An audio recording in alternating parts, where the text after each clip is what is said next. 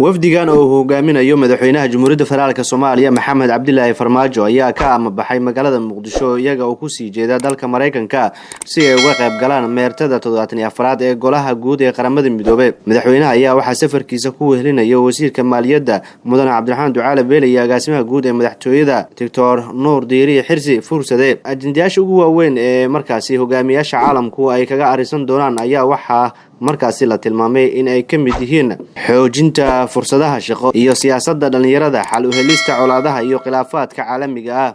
wasiir dowlaha arrimaha dibadda Soomaaliya Cabduqaadir Axmed Khayr ayaa ka warbixiyay safarka madaxweynaha iyo ujeedka kulanka. madaxweynaha dowladda federaalka Soomaaliya Mudane Maxamed Cabdilaahi Maxamed Farmaajo ayaa maanta safar shaqo ugu baxay magaalada New York isagii wafdi hogaaminayo isagoo ka qayb gali doona kulanka golaha guud ee qaramada midoobay sanadlaha ah oo ka furmi doona labada maalmood soo socota hadii la yiraahdo New York.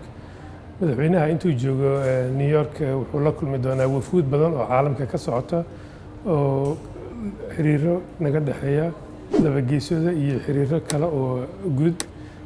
wuxuu kale madaxweynaha ka jeedin doonaa khudbadda rasmiga ah ee dowladda Soomaaliya oo shirka intuu socdo. fursadaasna madaxweynaha wuxuu uga faa'iideysan doonaa inuu la kulmo dowladda Mareykanka qaybo kamid ah maadaama dowladda Soomaaliya hadda ay ka soo kabanayso burburkii faraha badnaa oo haykalka dowladnimada u soo noqonayay saaxada caalamka. madaxweynaha wuxuu rabaa inuu uga faa'iideysto fursadan in uu tuso caalamka in Soomaaliya ay lugaheeda ku istaagtay, in Soomaaliya horkac weyn ay sameynayso, in Soomaaliya ay hadda ku tallaabsatay horumar ballaaran oo xagga dhaqaalaha, siyaasadda iyo amnigaba ah iyo qorshaha Soomaaliya u degan sanadaha soo socda haddii la yiraahdo sidii loo dardargelin lahaa doorashooyinka, dowlad wanaagga iyo la dagaalanka musuqmaasuqa oo ogtihiin sharciga shalay inuu saxiixay madaxweynaha. Maxamed Yaxya Jino, dalka TV Muqdisho.